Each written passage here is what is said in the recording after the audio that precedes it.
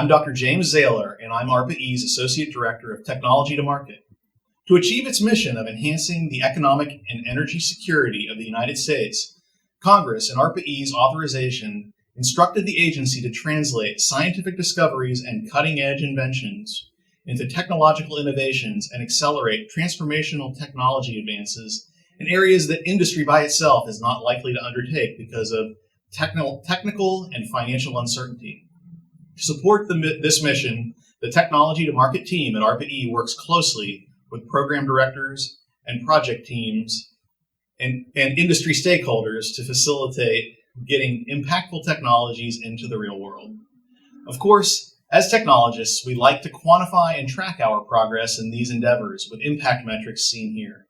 Since its founding, ARPA-E has deployed almost $2.8 billion to support nearly 1,200 projects.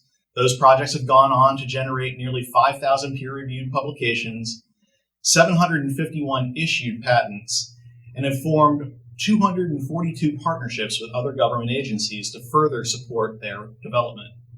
Of the nearly 1,200 ARPA-E projects, 181 have gone on to raise more than $5.4 billion in private sector follow-on funding. In addition, 92 project teams have formed companies with the intent of commercializing their technology, and 242 licenses have been issued to companies for ARPA-E tech. Finally, a little over a decade in, we are starting to count exits through public listings, mergers, and acquisitions, of which we have 14 with a total reported value of at least $3.9 billion at the time of the deals. We are demonstrating success. Of course, it helps to have strong and consistent supporters.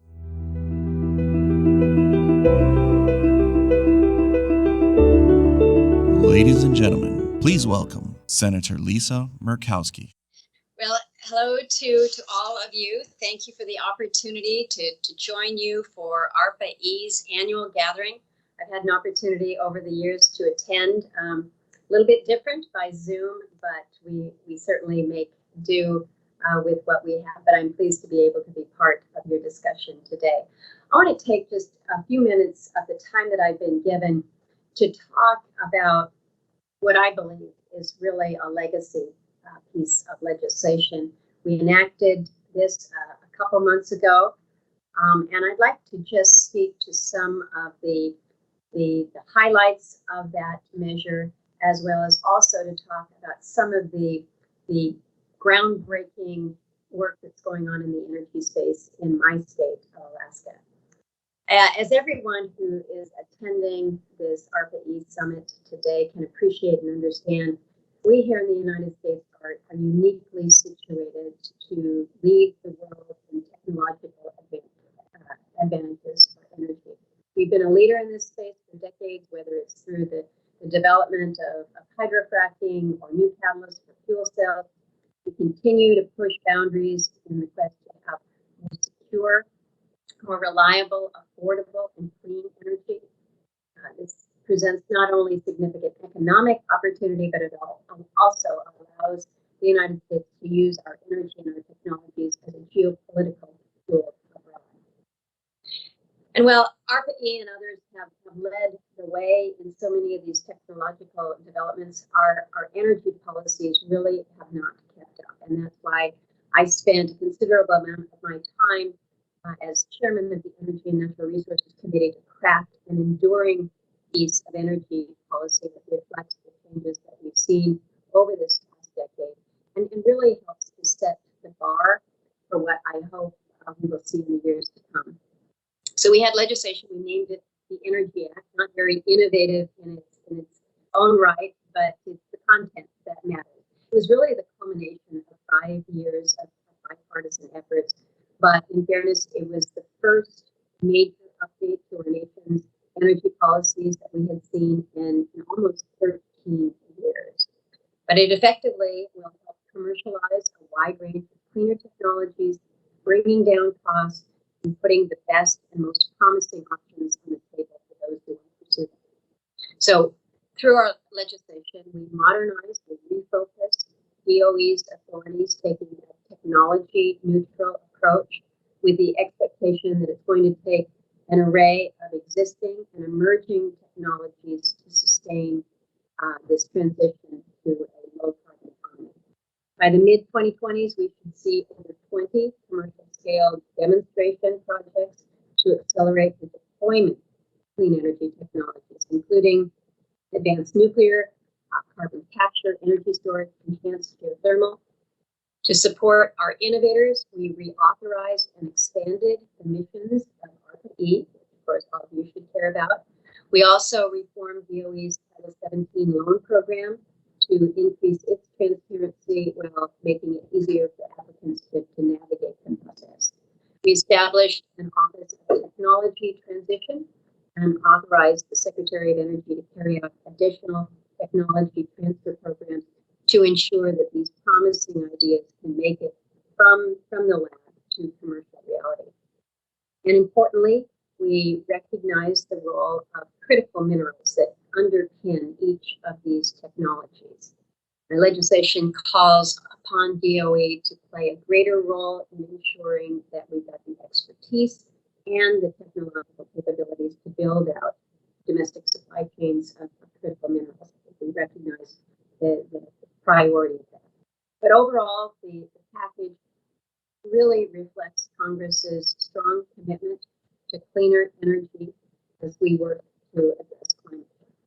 So I'm looking forward to working with so many of you and witnessing our investment pay off in the coming years as these emerging technologies begin to take hold, improving our energy security while lowering the cost of energy for American consumers and businesses, especially out in our rural areas that face high costs. So speaking of the rural areas that me back home to Alaska, folks who have been following any of my conversations know that while I speak highly of our energy opportunities and potential in the state, we do have some of the highest energy costs in the nation. Many of our remote communities are reliant on high-cost diesel fuel that's barged in or flown in.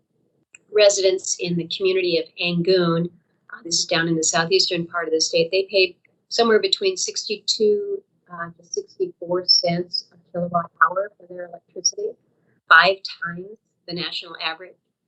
You've got communities like Angoon, you've got communities across Alaska in parts of rural America, as well as Hawaii and the territories, that really stand to have a cleaner and a more prosperous future because of the investments in these innovative energy technologies.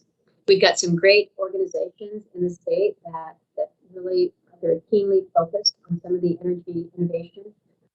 Organizations like the Renewable Energy Alaska Project, REAP, as well as the Alaska Center for Energy and Power, that believe that Alaska, the United States, really the world, will benefit from the rapid development of clean energy technologies, and that Alaska is capable and should be the proving ground for so much of the innovative energy technologies. We're seeing this play out in some localities across the state that are really very interesting to follow. There's a community called Igiagik. It's in the southwestern part of the state. Small community, about 71 residents. And last year, they successfully demonstrated the potential of marine hydrokinetic to provide reliable and certainly more affordable electricity in pretty tough winter conditions. The ORPC Ocean Renewable Power Company's 35 kilowatt RivGen power system was in place on the Bija River. This is a river that is a fish-bearing river, very significant for the Bristol Bay fisheries. But it was great to see this in action. It's the first long-term system of its kind in an isolated location, and the longest operating river hydrokinetic installation in North America. So it's pretty cool. Encourage you to go out to Southwest Alaska, go take a look.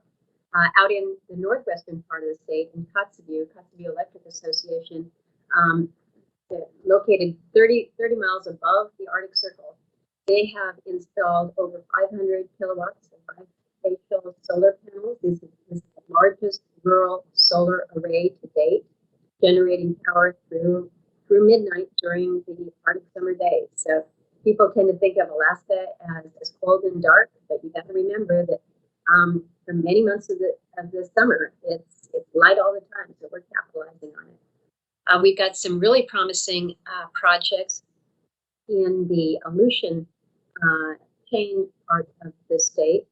The city of Alaska, working with Bernie Carl, who is, I'm describing him as Alaska's premier innovator, an Imagineer, as he calls himself. But they're working to bring 30 megawatts of geothermal energy to the community from the nearby Mucushin volcano.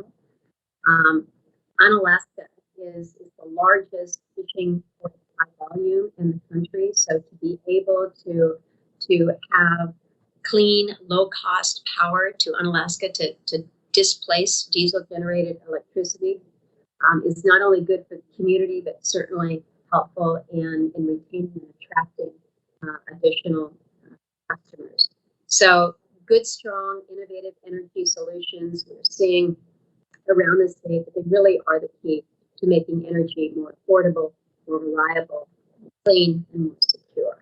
Looking forward, I know that the energy challenges facing our country and the world will require big ideas, bold ideas, but I can tell you that there's no country that's better positioned than the United States to continue to lead in these areas. So thank you for allowing me to be part of this broader discussion as to how we can continue to innovate and advance new, affordable, and reliable energy technologies. I so appreciate the good work that comes out of ARPA-E and the leadership role that it plays.